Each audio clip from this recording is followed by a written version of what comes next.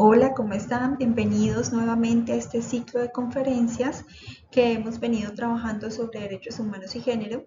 Y como se los mencioné en la conferencia anterior, vamos a hablar de la Ley 2365-2024, una ley que fue creada para prevenir, proteger y atender a víctimas de acoso sexual en entornos laborales y universitarios. Obviamente, vamos a hablar acá de lo que nos compete, que son los entornos laborales. ¿De qué vamos a hablar en esta conferencia? Vamos a hablar sobre derechos, garantías, obligaciones del empleador y sobre todo de qué actos se pueden configurar como actos sexuales dentro de los entornos laborales. El objetivo de la norma al momento de ser creada fue ser una norma garantista. ¿Qué es lo que pretende garantizar? Los derechos fundamentales, pero especialmente el derecho fundamental a la igualdad. De esta manera se evita cualquier acto discriminatorio y se garantiza a todos los que hacen parte del contexto laboral una vida libre de violencias. ¿Cómo se hace? A través del establecimiento de medidas de prevención, de protección y teniendo claro cómo es el proceso de atención para las víctimas de acoso sexual en el contexto laboral. Pero hablemos de algunos conceptos que nos pueden llegar a, a presentar algunas dudas, pero que también nos pueden aclarar a qué se refiere el acoso sexual y cómo podemos identificar una persecución, un hostigamiento, un asedio dentro del entorno laboral. Bueno, primero el término y la concepción de acoso sexual lo trae la norma. La misma norma, la ley 2365, establece que para efectos de esta ley se va a entender por acoso sexual todo acto que se configure como persecución, hostigamiento, asedio, que tenga una connotación sexual, lasciva, libidinosa. Sexual lo identificamos, lasciva relacionado con placeres carnales y libidinoso con la lujuria, y que se pueda llegar a manifestar en relaciones de poder verticales u horizontales. Recordemos que cuando hablamos de relación de poder vertical estamos hablando de esa organización jerarquizada que existe en cualquier empresa, y cuando hablamos de una relación de poder horizontal, pues hablamos de todos aquellos que se encuentran en un mismo nivel y que pueden incluso desarrollar las mismas actividades o que su vinculación se mantenga también en ese mismo nivel de jerarquización. Que se presente una, y esto es muy importante tenerlo en cuenta, una o varias veces. Con una sola vez que se presente ya estamos ante un acto relacionado con acoso sexual dentro del entorno laboral. Entonces, hablemos de la persecución, que es esa conducta reiterada, insistente, molesta, que aparece en la persona en donde está siempre la potencial víctima de acoso sexual. La sigue, la llama, está pendiente de a qué hora entra, sale, con quién habla, con quién no habla. Todas estas conductas reiteradas que se puedan configurar en la persecución son acoso sexual, más si se desarrollan dentro del entorno laboral. Cuando hacemos alusión al hostigamiento, el hostigamiento ya son conductas o actos que son inapropiadas e innecesarias y que pueden llegar a ser muy ofensivas para la víctima dentro del entorno laboral. Para hablar de hostigamiento hablaremos de un hostigamiento físico, verbal y no verbal. Hablemos del hostigamiento físico. En el hostigamiento físico se configura la violencia física. Recordemos en el ciclo anterior que estuvimos hablando de los tipos de violencias. Y la violencia física está relacionada con tocamientos, acercamientos que no son necesarios, que son inoportunos, que son ofensivos, como palmaditas, palmaditas en la cola, pellizcos, pellizcos en la cola, en la espalda, en el abdomen, en los brazos, en las piernas, tocamientos inapropiados e innecesarios, roces que se puedan llegar a presentar, que la persona se acerca mucho y roza con nosotras, de nuestra parte frontal, como puede ser por detrás también. Forzar a besar, no tiene que ser un beso en la boca.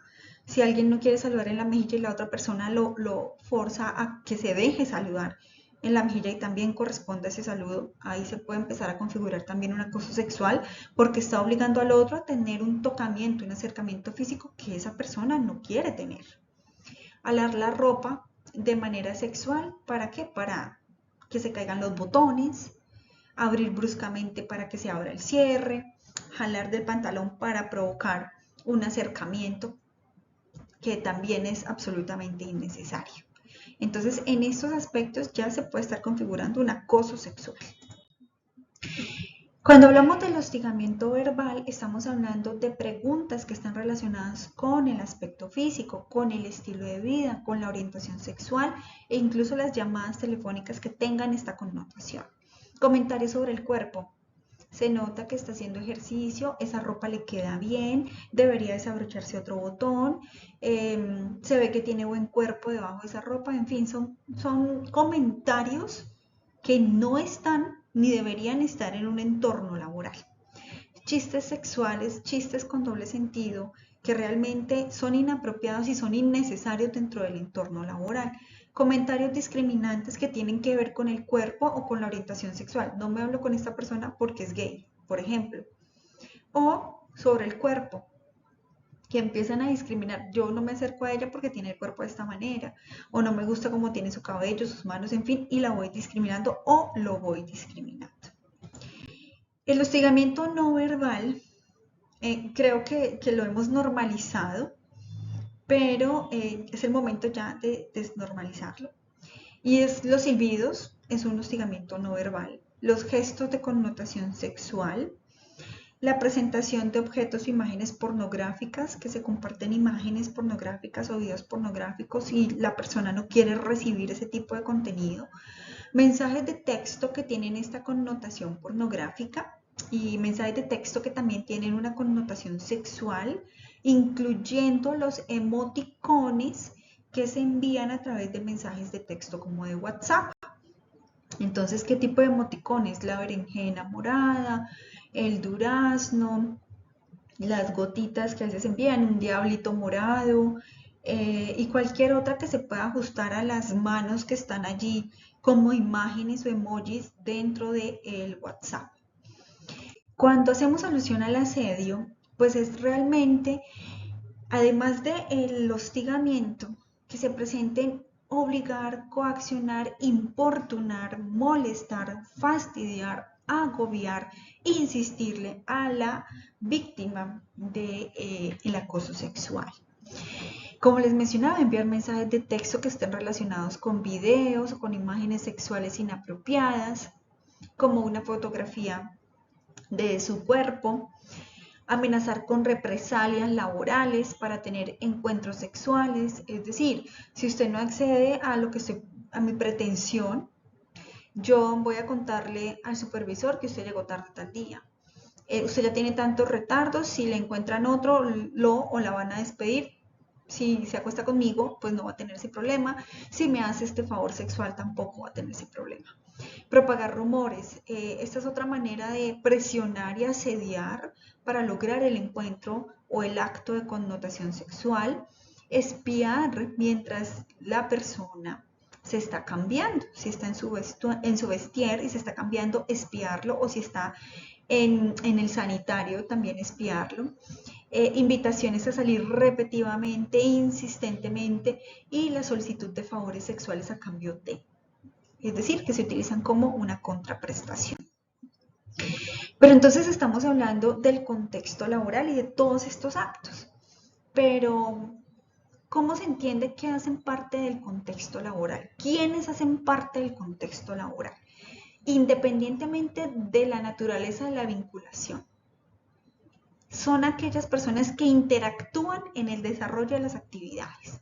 Trabajadores, empleadores, agentes que se hayan contratado para estar de manera temporal, contratistas de prestaciones de servicios que también van a estar de manera temporal, pasantes, practicantes y todas las personas que dentro de ese contexto faciliten el desarrollo de las actividades en ese entorno laboral, en esa institución, en esa empresa. Entonces, todas estas personas hacen parte de este contexto laboral que la ley ha determinado para precisamente protegerlas de cualquier acto que se pueda consolidar como un acoso sexual. Ahora, hablábamos de relaciones de poder. Relaciones de poder que pueden ser verticales como también pueden ser horizontales. Pero además de las relaciones de poder vertical y horizontal, también pueden estar determinadas las relaciones de poder por la edad. Entonces, una persona joven que se siente intimidada por otra mayor, porque socialmente pues se les debe mayor respeto y se siente intimidada, entonces pues accede a cualquier circunstancia o no sabe cómo evitar la circunstancia. Por temas de sexo, cuando hacemos el estereotipo o diferenciamos entre hombres y mujeres, entonces uno es más fuerte, eh, el otro es más débil, el género, esa debilidad que socialmente está estereotipada en las mujeres, la orientación sexual o la identidad de género también se ve involucrada dentro de las relaciones de poder, la posición laboral, social, económica, que llegó este superior jerárquico, entonces él está por encima de mí, entonces en esta relación de poder estoy en una condición de vulnerabilidad, de debilidad. Entonces todos estos aspectos hay que tenerlos muy presentes cuando se llegue a reflejar algún acto de acoso sexual en los entornos laborales. Dentro de los principios es muy importante tenerlos muy en cuenta al momento de adelantar el proceso cuando se presenta alguna denuncia o queja por acoso sexual en el entorno laboral. Les voy a mencionar algunos que son muy importantes, como la igualdad real y efectiva, que exista una igualdad entre todos aquellos que hacen parte del contexto laboral, que tengan igualdad de trato, igualdad de oportunidades, que de acuerdo a las escalas de valor pues reciban su remuneración de manera igualitaria. La corresponsabilidad es una obligación social y del Estado, quiere decir que la sociedad y el Estado están obligados a proteger a todas las personas y los individuos sobre cualquier vulneración a sus derechos, especialmente a las víctimas de acoso sexual.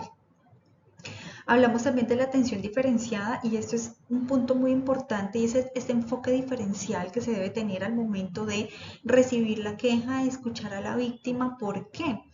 Porque debemos tener en cuenta aspectos como si es una madre soltera, madre cabeza de hogar, si hace parte de una comunidad étnica, si es un adulto mayor, si es una persona con discapacidad. Entonces el enfoque diferencial permite obviamente tener un trato respetuoso también como con todos, pero identificar algunos factores que aumentan el estado de vulnerabilidad de la víctima. La justicia restaurativa es el derecho que tiene la víctima de ser reparada por el perjuicio que se le haya causado. ¿Quién debe reparar a la víctima? Pues el presunto agresor o el investigado dentro del proceso en la empresa. El debido proceso que se debe garantizar tanto a la víctima como al presunto victimario, por decirlo de alguna manera, o investigado. La celeridad y la confidencialidad son procesos que no se deben tardar mucho en su desarrollo, todo lo contrario, son procesos que deben llevarse de manera ágil y sobre todo de manera confidencial para no poner en boca de todos el nombre de las personas que están siendo involucradas dentro del proceso, así como el de la víctima. Y la equidad de género, la libertad y la dignidad, pues este es un factor muy importante que de hecho la Corte Constitucional ha sido muy incisiva y reiterativa en el tema de la equidad de género al momento de tramitar cualquier proceso dentro de los entornos públicos o privados. Pero ¿cuáles son los derechos de las víctimas? Bueno, hay algunos que vamos a identificar fácilmente, pero quiero enfatizar en algunos como la confidencialidad, que su nombre sea reservado, la libertad de expresión, que sea escuchada, la no revictimización, es decir, no volverle a preguntar una y otra vez qué fue lo que pasó, cómo se dio, usted cómo se sintió, usted hizo algo para defenderse, no. Si ya escuchamos una vez, hagamos las preguntas suficientes al momento de escucharla para no hacerla repetir y recordar el momento en el que se pudo estructurar un presunto acoso sexual y eso le afecta también psicológica y emocionalmente. Evitar la violencia institucional, un maltrato a la víctima cuando llega a presentar su denuncia y la víctima tiene derecho a no confrontar a su agresor, es decir, a no sentarse en el mismo escenario a hacer algún ejercicio de careo o de interrogatorio en donde ella se vea nuevamente afectada, porque ahí la estaríamos revictimizando. De hecho, en cualquier tipo de violencia, no solamente en el acoso sexual, la víctima no está obligada a confrontar a su agresor. Entonces, este es uno de los derechos, yo creo que hay que tener muy pendientes también a la víctima. Los derechos de los investigados dentro de los procedimientos por acoso sexual, por presunto acoso sexual en los entornos laborales, es obviamente garantizarles un debido proceso. ¿Qué es esto? Que puedan conocer los hechos de la queja, que puedan defenderse, que puedan ser escuchados. ¿Por qué? Porque es que también nuestra Constitución habla del debido proceso y de la presunción de inocencia. Hasta que no se logre determinar la responsabilidad, el investigado es presuntamente inocente. Y debe existir una imparcialidad por parte de las autoridades o quien desarrolla el proceso dentro de la empresa para garantizar tanto a la víctima como al presunto agresor que se está llevando un proceso igualitario para ellos. Y se le debe informar al investigado en qué etapa se encuentra la investigación o el proceso que la empresa ha fijado ante cualquier escenario de acoso sexual. Pero entonces, ¿en qué escenario se puede considerar que ha existido o se ha presentado algún acto de acoso sexual?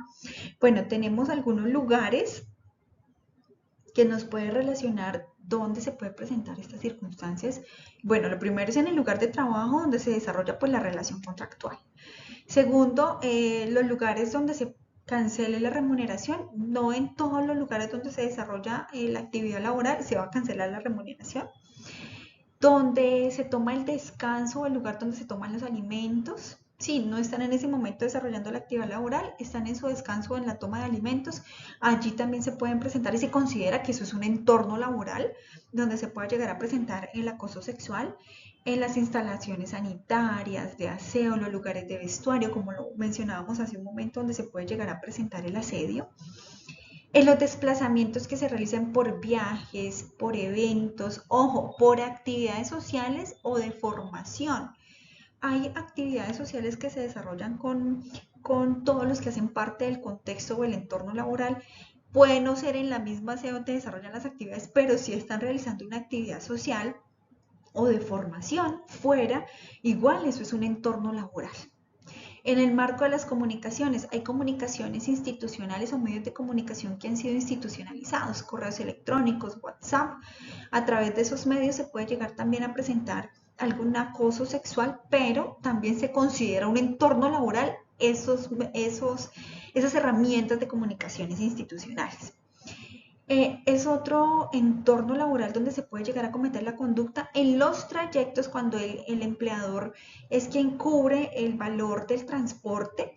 Entonces, en esos trayectos del domicilio hacia el lugar de trabajo, para poder desempeñar esa labor encomendada, allí también puede ser un entorno laboral o donde se puedan desarrollar estos actos de acoso sexual.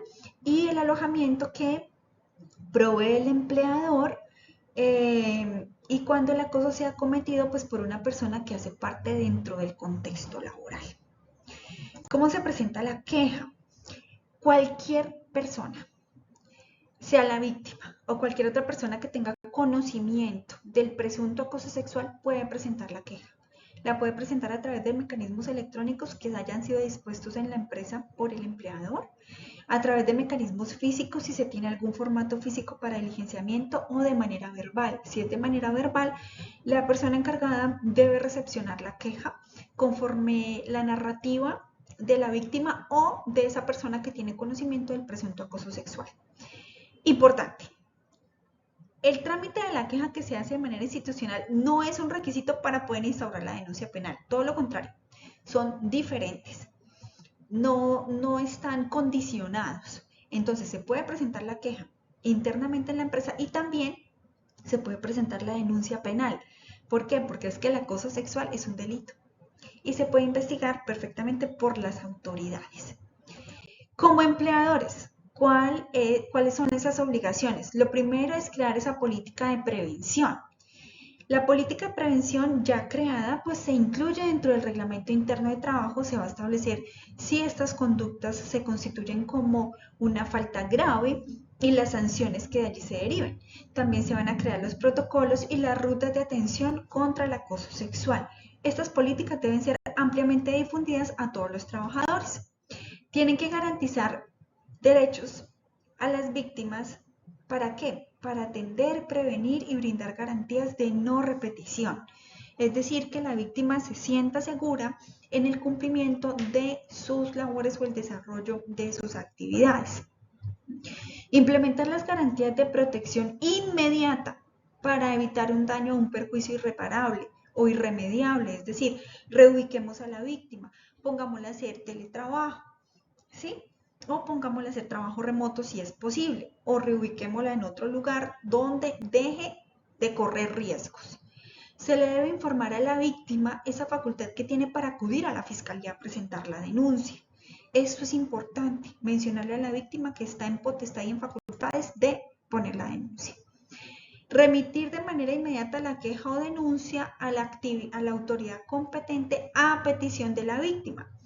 Si la víctima les dice, por favor remitan ustedes la queja a la autoridad, de manera inmediata se va a hacer la remisión a la fiscalía, pero sobre todo respetando el derecho a la intimidad de la víctima. Por eso se le debe manifestar a ella que tiene esa facultad, que se va a llevar el proceso de manera interna conforme el reglamento, pero que ella también tiene la potestad y la facultad de poner la denuncia. Si ella lo solicita para que sea la empresa la que remita, de manera inmediata se puede hacer la remisión. Abstenerse de realizar actos de censura que desconozcan la garantía de las víctimas de visibilizar públicamente el acoso sexual. Entonces, ¿qué es esto? No se pueden realizar actos en los que se discrimine, se silencie, se amenace a aquellos que quieren visibilizar algún acto que constituya un acoso sexual. Todo lo contrario, debe existir una libertad para que quien tenga conocimiento sienta un acompañamiento y una garantía por parte de su empleador. Y se deben abstener de ejecutar actos de revictimización. Como les mencionaba, preguntar insistentemente los mismos hechos a la víctima, ¿vale? Para no volverle a causar ese perjuicio.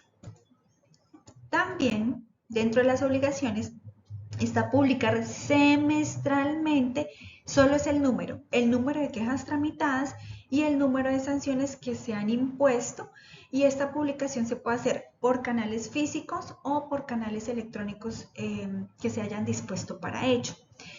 Las quejas y las sanciones se deben remitir al Sistema Integrado de Información de Violencia de Género, esto es del Ministerio, dentro de los 10 días antes de que finalice el semestre. Entonces, si se han llevado ya este tipo de procedimientos, se puede publicar semestralmente tantas investigaciones, tantas quejas, tantas investigaciones, tantas sanciones. Sanciones que obviamente le van a permitir a los trabajadores, a todos aquellos que se encuentran dentro del entorno laboral, tener la seguridad de que en efecto se está dando aplicación a los protocolos y a las políticas internas que se han establecido para prevenir, proteger y atender a las víctimas de violencia sexual, en este caso acoso sexual en los entornos laborales. La publicación, como les mencionaba, solamente es numérica. ¿Por qué? Porque hay que preservar ese principio de confidencialidad. No vamos a copiar el nombre de las partes, solamente cifras. Solamente cifras. Importante.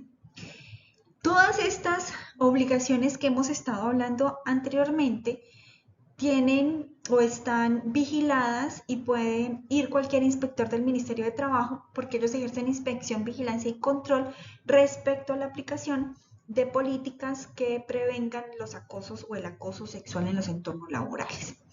Si bien es cierto, la misma norma establece que el gobierno debe crear el plan transversal para la eliminación del acoso sexual, tiene 6 meses para ello y la norma es de octubre. Entonces todavía el gobierno está en tiempo de crear este plan transversal. Pero el hecho de que no exista el plan transversal no va a liberar a la empresa de la obligación de establecer las políticas conforme en este momento lo tiene la ley 2365. Algo también muy importante es, si el presunto acosador es superior jerárquico de la entidad, la queja no se va a tramitar de manera interna. La queja se debe remitir a la inspección de trabajo. La inspección de trabajo va a adelantar el procedimiento y si considera que existen méritos, para compulsar copias y que sea la fiscalía quien también investigue, lo puede hacer. Entonces el ministerio no va a preguntarle a la víctima si quiere que le compulsen copias. No, como el ministerio recibe la queja, el ministerio determina si existen o no méritos para que también se configure un delito y por esto puede remitir o compulsar las copias directamente a la fiscalía, que es la autoridad competente para atender ese tipo de delitos. ¿Cuáles son las garantías de protección que debe garantizar el empleador? Bueno, deben estar protegidas las víctimas o los terceros que han puesto en conocimiento el hecho del presunto acoso sexual de la siguiente manera. Lo primero es brindarles un trato libre de estereotipos. Es decir, que no porque sea mujer es una mentirosa o no se aguanta nada, o porque es un hombre le voy a creer más, o porque es una persona con una orientación sexual no tiene credibilidad, todo lo contrario. El trato que se va a dar es libre de cualquier estereotipo. Se puede acudir a la ARL porque esto es un riesgo laboral, el acoso sexual es un riesgo laboral y la víctima debe recibir atención emocional y psicológica. Se puede pedir y garantizar el traslado del área de trabajo a la víctima. Se puede otorgar el permiso para el teletrabajo. Esto si existen condiciones que realmente pongan a la víctima en riesgo. Y adicionalmente, si la víctima así lo manifiesta de manera expresa, pues se puede dar por terminado el contrato de trabajo, pero solo si la víctima así lo manifiesta. Y se debe, una garantía es mantener la confidencialidad de la víctima y su derecho a la no confrontación, que lo hablábamos también anteriormente como un derecho de la víctima, a no confrontar a su agresor. Hay algo que el empleador debe tener muy presente y es la estabilidad laboral. Los empleadores siempre deben tener o tomar conductas conducentes para garantizar la continuidad de la víctima o de quien denuncia dentro de ese contexto laboral, ¿sí? Entonces, si el empleador termina de manera unilateral el contrato de trabajo o destituye a la víctima de acoso sexual que haya puesto en conocimiento las circunstancias al empleador y el empleador le pone fin o termina el contrato dentro de los 6 meses a la presentación de la queja o de la denuncia, no tendrá efectos esa terminación. Esto garantiza que no haya una retaliación contra la víctima por poner en conocimiento el acto presuntamente del que está siendo víctima. Entonces, si hoy yo presenté una queja por un presunto acoso sexual y dentro de los 6 meses siguientes a mí me terminan unilateralmente el contrato o me destituyen de mi cargo, esa terminación y esa destitución no tendrán efectos. ¿Por qué? Porque me están garantizando una estabilidad laboral. Ahora, si posterior a los 6 meses la víctima es despedida y afirma en sede judicial, es decir, en un juzgado, haber sido despedida por la queja de acoso sexual, le corresponde al empleador probar en el juzgado que no fue así. Esta medida de protección de estabilidad se va a extender a los testigos también, que hacen parte del proceso y que van a testificar o atestiguar todos los hechos que se narraron en la denuncia. Es importante saber algo. Si se requiere hacer algún tipo de despido y que no tiene nada que ver con el acoso sexual, se debe contar con permiso del Ministerio de Trabajo. ¿Cuáles serían las medidas preventivas que como empleador deben tener en cuenta? Entonces, ante cualquier ocurrencia de un presunto acoso sexual e incluso sin que ocurra, en el contexto laboral se deben implementar campañas para transformar el ambiente laboral, campañas en las que se evidencien lo que son actos sexuales o acosos sexuales, que son comportamientos inapropiados, que de lo que estamos normalizando no pueden seguir normalizado y de esta manera pues garantizar un espacio de igualdad y libre de violencias. ¿Qué debe hacer también el empleador? Hacer un seguimiento y una evaluación de su política. Entonces, la política determina un número específico de campañas, un número específico de talleres, un número específico, por ejemplo, de acciones para prevenir y proteger y atender a las víctimas de acoso sexual. Entonces va a ser un seguimiento de ese cumplimiento y adicionalmente evaluar si realmente han servido o no estas políticas que fueron implementadas para prevenir, proteger y atender a las víctimas de acoso sexual en el entorno laboral. Entonces, estas obligaciones del empleador están establecidas en la norma, pero obviamente no los exime de no llevar un control, una inspección o una vigilancia por parte del Ministerio de Trabajo. Entonces, estos aspectos y estos ítems los debemos tener muy pendientes, sobre todo los actos y comportamientos que puedan llevar a constituir un acoso sexual, para poder comprender mucho más la norma y así el procedimiento que se va a adelantar internamente. Hasta aquí llega esta capacitación, espero le haya sido de utilidad y sobre todo estoy presta para brindar cualquier orientación adicional. Muchísimas gracias por estar conmigo y por brindarme su atención en esta conversación. Hasta luego.